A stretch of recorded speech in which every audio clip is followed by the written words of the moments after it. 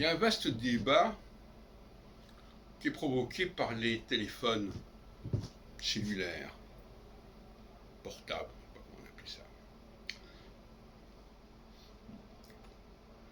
qui aggrave les conflits entre les gens. Quand il n'y avait pas encore ces téléphones, on n'entendait pas les gens parler, on n'entendait pas ce qu'ils disaient. Sauf évidemment quand il y avait des conversations, mais c'est quand même assez rare, la plupart des gens qui ont les transports en commun ne sont pas forcément accompagnés. Mais là, au contraire, pendant les transports en commun, les gens pensent que puisqu'ils ont du temps à perdre, autant qu'ils téléphonent. Donc c'est un phénomène d'aggravation considérable de la nuisance sonore. Parce qu'on nous parle d'écologie, mais moi je considère que la nuisance sonore provoquée par les gens qui téléphonent dans les lieux publics, dans les transports publics en plus, parce que là on est coincé, ça fait partie des problèmes écologiques. On devrait s'occuper un peu plus sérieusement de ce souci. Donc,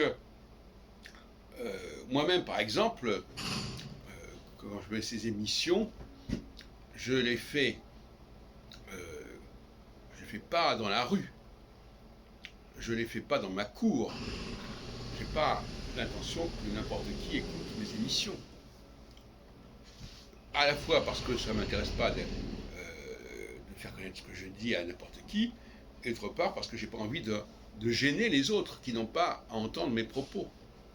S'ils veulent entendre mes propos, bon, ils vont sur ma chaîne, ils écoutent, ils ferment. Et donc là, il y a un problème de police, au sens comportement de citoyen. Il y a des incivilités constantes. Je ne parle pas évidemment des gens qui arrivent qui se mettent à côté de quelqu'un, qui commencent à raconter leur vie entre eux. Ça aussi, c'est de l'incivilité, qui est tout à fait regrettable. Ils ne s'excusent même pas. Vous êtes par exemple dans l'autobus, vous êtes assis quelque part, il y a 3 personnes qui s'assoient à côté de vous, qui commencent à discuter comme si vous n'existiez pas. Ça, c'est l'incivilité. Et puis alors je ne parle pas donc effectivement des personnes qui sont au téléphone, etc. Alors qu'ils puissent parler pendant 15 secondes pour oui j'arrive pas, etc. Bon, à la limite c'est tolérable. Mais que les personnes racontent leur vie pendant des heures, trop longtemps, je trouve ça insupportable, même quand c'est dans une langue étrangère. Parce que de toute façon, c'est le bruit lui-même. Nous sommes sensibles au bruit de la voix, quelle que soit la langue dans laquelle cette langue est tenue. Alors évidemment, pour les Saturniens, c'est pas un problème. Pour les Saturniens, ils vivent dans une sorte de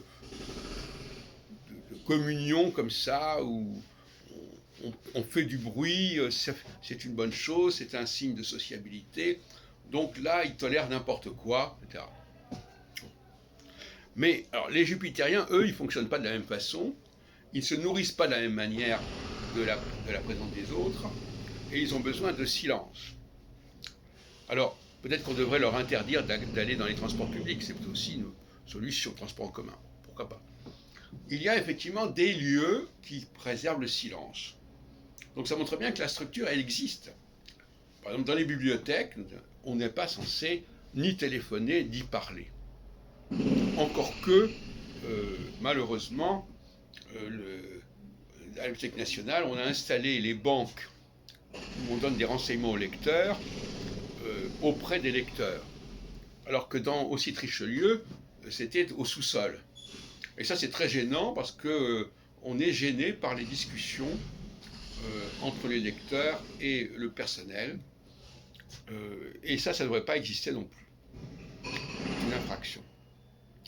Et donc, par conséquent, on voit bien que la société fonctionne sur 2 registres. Les gens qui ne sont pas gênés par le bruit, ne sont pas gênés du bruit qu'ils font eux-mêmes, du bruit au sens de la parole, notamment, et de l'autre, des gens qui préfèrent le silence. Alors, reconnaissons quand même que ça existe encore. Il y a des endroits, même dans les églises, dans les concerts. Dans les concerts, c'est un peu spécial, parce que les gens sont silencieux pendant le concert, mais pas avant le concert. Au lieu de se recueillir avant le concert, ils discutent jusqu'à la dernière seconde. Et ça, je trouve ça inacceptable également. Mais là, il y a une sorte de division intéressante au niveau du temps. Il y a le temps du bavardage avant le concert et du silence pendant le concert. Bon. On voit bien que cette dualité entre la parole et le silence, elle existe. Elle n'est pas exprimée de manière claire, mais elle existe. Moi, je pense que c'est comme pour le problème de la tabagie. Il y a des espaces fumeurs et non fumeurs. Il y a des espaces où on peut parler, des espaces où on ne peut pas parler.